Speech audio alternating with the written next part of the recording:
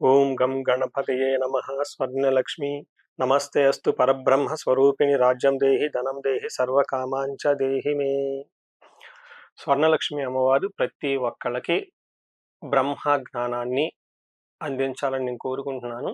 ధనుస్సు రాశి కనుక చూసుకుంటే 2026 సంవత్సరంలో ఎలా ఉంది, ఇందులోని ఫిబ్రవరి మంత్ ఎలా ఉందో మనం చూద్దాం. ముందుగా ఫిబ్రవరి మంత్ మనం చూసుకుంటే ఈ మాసం మనకి ఏంటి రెండు ముఖ్యమైన విశేషాలు ఉన్నాయి. ఒకటి, శివరాత్రి పండగ వస్తుంది. మహాశివరాత్రి 15వ తారీఖున. 13వ తారీఖున మనకి శుక్రమూఢం, మూఢ త్యాగం అంటారు. మూఢం అయిపోతున్నాయి. అక్కడ నుంచి ముహూర్తాలన్నీ స్టార్ట్ అవుతూ ఉంటాయి. ఇవి రెండు ముఖ్యమైన విశేషాలు.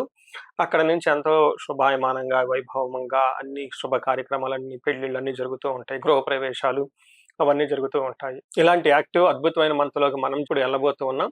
ధనుసు రాశి వారికి ఈ మాసం ఎలా ఉందో మనం చూద్దాం. ఇందులో ఉన్న నక్షత్రాలు చూసుకుంటే మూల 1, 2, 3, 4 పాదాలు, పూర్వాషాఢ 1, 2, 3, 4 పాదాలు, ఉత్తరాషాఢ ఫస్ట్ పాదం అంతా ధనుసు రాశిలో ఉంటారు. అంతేకాకుండా ఈ మాసంలో ఈ రాశిలో ఉన్న పేరు బలం ప్రకారం చూసుకుంటే యో, యా, బా, బి, ధా, భా, ధా, భే అన్న లెటర్స్ అంతా కూడా ఈ ధనుసు రాశిలో ఉంటారు. మనం ఈ రాశిలో వారికి మనకి గ్రహస్థితి కనుక గమనించుకుంటూ ఉంటే ఫిబ్రవరి మంత్లో 4 గ్రహాలు మారుతున్నాయి. 3వ తారీఖు బుధుడు, 6వ తారీఖు శుక్రుడు, 13వ తారీఖు సూర్యుడు, 23వ తారీఖు కుజుడు మారుతున్నారు. అంటే 4 గ్రహాలు ఈ యొక్క మాసంలో చేంజ్ అవడంతో గ్రహం మారిన ప్రతిసారి కూడా వీళ్ళకి కొన్ని ఏదో విధంగా చేంజెస్ ఉంటుంది. మోస్ట్లీ ఈ రాశి వాళ్ళకి చాలా రోజుల తర్వాత ఒక మంచి మాసం అని మనం చెప్పుకోవాలి. ఇందులో ఏ విధంగా అంటే మనకి మహర్షులు ఏం చెప్తారంటే ఈ ఉన్న ప్లానెటరీ కాంబినేషన్ బట్టి సూక్ష్మ గోచారం, లఘు గోచారం కాన్సెప్ట్ ప్రకారం చూసుకుంటే వీళ్ళకి లక్ష్మీ ధనచ్చేతం రాతి భయం విభూతిం అంటారు. అంటే 3వ స్థానంలో వీళ్ళకి సూర్యుడు ఉండటంతో లక్ష్మీప్రదంగా ఉంటుంది. తర్వాత విభూతిం ఆల్రౌండ్ ప్రాస్పెరిటీ ఉంటుంది. తర్వాత కొన్ని విషయాల్లో వీళ్ళకి విపరీతంగా ఎవరన్నా మీకు ఏదైనా హాని చేయాలనుకున్నా కానీ వాళ్ళు మీ దరి చేరరు, మిమ్మల్ని ఇబ్బంది పెట్టరు, మీకు దూరంగా వెళ్ళిపోయే అవకాశం ఎక్కువగా ఉంటుంది. ఓవరాల్గా చూసుకుంటే ఈ రాశి వాళ్ళకి దాదాపు ఒక 80% చాలా బాగుందని చెప్పుకోవచ్చు. ఒక 20% మాత్రం ఛాలెంజింగ్గా ఉందని గమనించాలి. ఏ విధంగా అంటే సూర్యుడికి 3వ స్థానంలో ఉన్నారు. సూర్యుడు 3వ స్థానంలో ఉంటే చాలా చాలా విశేషం కలిగి ఉంటుంది. సూర్యుడు గ్రహరాజు కాబట్టి ఆయన యొక్క ప్రభావాన్ని బట్టి మిగతా గ్రహాలు కూడా ఇంపాక్ట్ ఎక్కువగా ఉంటుంది.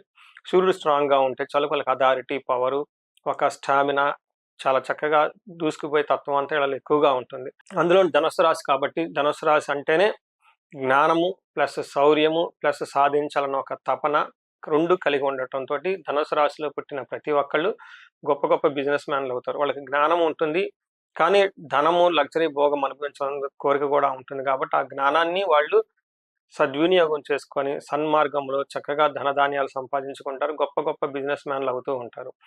ఇలాంటి రాశి వాళ్ళకి సూర్యుడు 3వ ఇంట్లో ఉండటంతో ఇంకా బాగా చక్కగా మంచి జరుగుతుందని గమనించుకోవాలి. వీళ్ళకి ఆరోగ్య, నిత్య సంతోషం, బంధుమిత్ర సమాగమ, అర్ధలాభ, అచ్చపుత్ర సౌఖ్యం, ఇష్ట సిద్ధి, తృతీయగే రవి భవేత్ అని అంటుంటారు. 3వ స్థానంలో కనుక రవి ఉంటే ఏమవుతుందంట, ఆరోగ్యం బాగుంటుంది, నిత్యం సంతోషంగా ఉంటారు, బంధుమిత్రులతో చక్కగా ఉంటారు, ధన ప్రాప్తి ఉంటుంది, సౌఖ్యంగా ఉంటారని చెప్తూ ఉంటారు. ఇది మనకి మహర్షులు చెప్పిన శ్లోకంలో ఉంటుంది. 2వ స్థానంలోకి కుజుడు ఉండటంతో కొన్ని విషయాల్లో మీరు జాగ్రత్తగా ఉండాలి. ఏమిటి అంటే సదా దుర్జన సేవ. ఈ టైంలో మీ చుట్టూ వేస్ట్ క్యాండిడేట్లు, వేస్ట్ అయిన వాళ్ళంతా చేరి మిమ్మల్ని డైవర్ట్ చేసే అవకాశం ఎక్కువగా ఉంటుంది.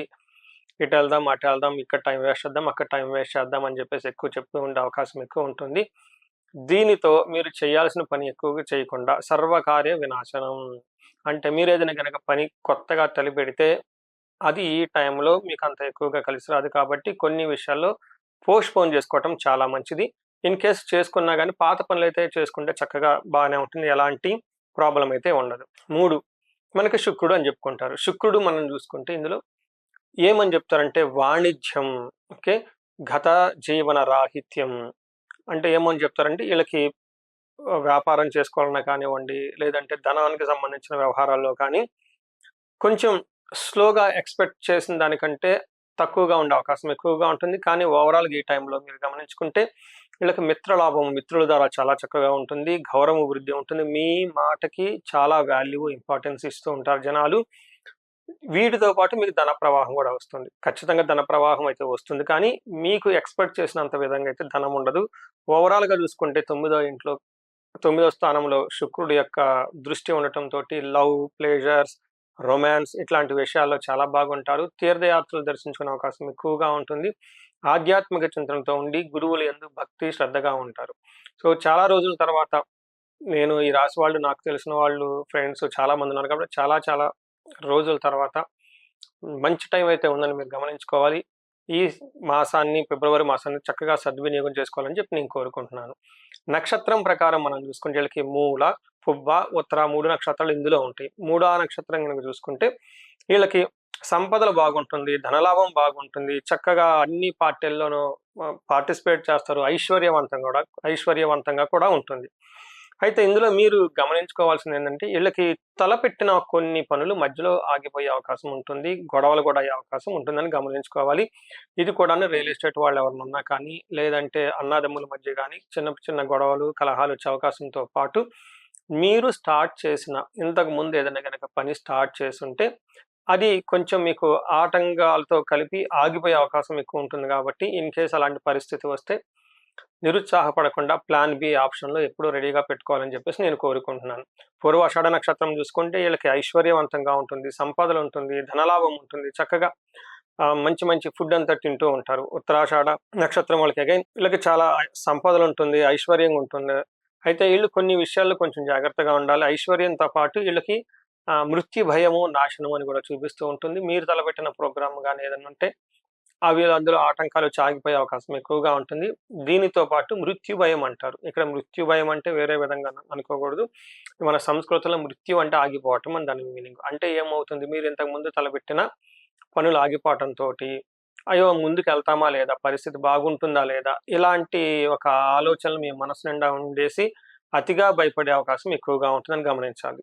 సో, చూసారు కదండీ! ఈ రాశి వాళ్ళు మీకు పరిహారాలు గనక చూసుకుంటే చాలామంది ఎక్కువ మంది ఈ టైంలో నన్ను ఎక్కువగా కాల్స్ దేని గురించి వస్తుంటంటే అకాడమిక్స్ గురించి ఎక్కువ వస్తూ ఉంటుంది.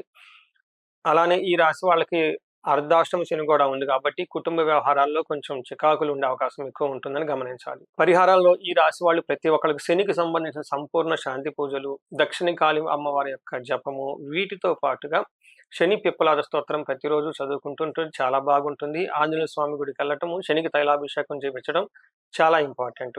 ఈ రాశి వాళ్ళు ఎవరైనా గనక ధన ప్రవాహం లేకుండా ఆగిపోతూ ఉంటే, ధన ప్రవాహం గురించి స్వర్ణలక్ష్మి విశేష హోమం జరిపించుకుంటే ధన ప్రవాహం చాలా ఉంటుంది.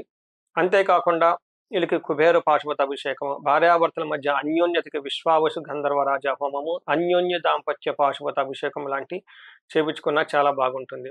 ఇది అకాడమిక్స్ గురించి ఎక్కువగా సెన్సిటివ్‌గా ఉండే మంత్ కాబట్టి అకాడమిక్స్‌లో మంచిగా పెర్ఫార్మ్ చేయాలనుకున్నా, ర్యాంక్స్ బాగా రావాలనుకున్నా, లేదా చాలా డల్‌గా ఉన్నారండి, మాకు పెర్ఫార్మెన్స్ సరిగా లేదు అనుకున్నా, లేదంటే ఇష్టమైన కాలేజీలో సీట్ రావాలన్నా కానీ, ఈ విద్యకు సంబంధించిన ఏదైనా గనక మీకు ఏమని చెప్తారంటే ఈ టైంలో ఎలాంటివి చేసుకుంటే బాగుంటుందంటే వాళ్ళ యొక్క ఇండివిడ్యువల్ జాతకం చూపించుకొని, లగ్నం ఏంటో తెలుసుకొని, లగ్నం నుంచి 4వ హౌస్, 5వ హౌస్‌ని గమనించుకొని, అక్కడ ఉన్న రాసులను బట్టి వీళ్ళు ఏ దేవతని, ఏ దేవుడిని పూజించుకుంటే చాలా తెలుసుకొని చాలా బాగుంటుంది. ముఖ్యంగా 3 రకాల దేవతలు బాగా అందరికి తెలిసిన దేవతలు విద్యను ప్రసాదిస్తూ ఉంటారు. ఒకళ్ళు మేధా దక్షిణామూర్తి శివునికి సంబంధించిన దేవుడు, అలానే హయగ్రీవ స్వామి విష్ణుమూర్తికి సంబంధించిన దేవుడు, నీలా సరస్వతి శ్రీతత్వం కలిగిన దేవత అమ్మవారు. ఇలా 3 రకాల ముఖ్యమైన దేవతలను చక్కగా ఆరాధించుకోవచ్చు. అయితే మీ జాతకానికి అనుగుణంగా అది ఏ దేవత, ఏ దేవుడు అని తెలుసుకొని చూసుకుంటే చాలా బాగుంటుంది. ఈ దేవతలకి ముఖ్యంగా 1,00,000 సార్లు జపం చేపించడం, లేదా మీ ఇష్టానుసారం కొన్నిసార్లు జపం చేపించుకోవటం. ఎందుకంటే ఈళ్ళు జపం చేయలేరు. ఈళ్ళు చదువుకుంటూ ఉంటారు. పేరెంట్స్ కూడా బిజీగా ఉంటారు కాబట్టి కొంతమంది బ్రాహ్మణోత్తములను మీ ఇంటికి పిలిపించుకొని చక్కగా వాళ్ళకి భరణి ఇచ్చి ఓకే. వాళ్ళకి మీ బదులు సంకల్పం వాళ్ళని తీసుకొని జపం చేయమంటే చాలా చక్కగా చేస్తారు. అలా వాళ్ళకి జపాలు చేపించుకోవటం, పాశుపత అభిషేకాలు చేపించుకోవటం, విశేష హోమం జరిపించుకుంటే అకాడమిక్స్‌లో చాలా చక్కగా రిజల్ట్స్ వచ్చి ముందుకెళ్తూ ఉంటారు. మీకు ఎలాంటి సమస్య ఉన్నా దాని పక్కనే సొల్యూషన్ ఉంది. అది చక్కగా తెలుసుకొని ఆ సొల్యూషన్, ఆ పరిహారాలు పాటిస్తే ఎలాంటి సమస్య అయినా దాటుకొని ముందుకెళ్ళిపోయి 10 రెట్లు ఈ రాశి వాళ్ళు ముందుకెళ్ళిపోయే అవకాశాలు చాలా ఎక్కువగా ఉంటుంది. ఈ రాశి వాళ్ళకి అష్టైశ్వర్యాలు కలగాలని, భోగభాగ్యాలు కలగాలని చెప్పేసి నేను కోరుకుంటున్నాను. నమస్తే.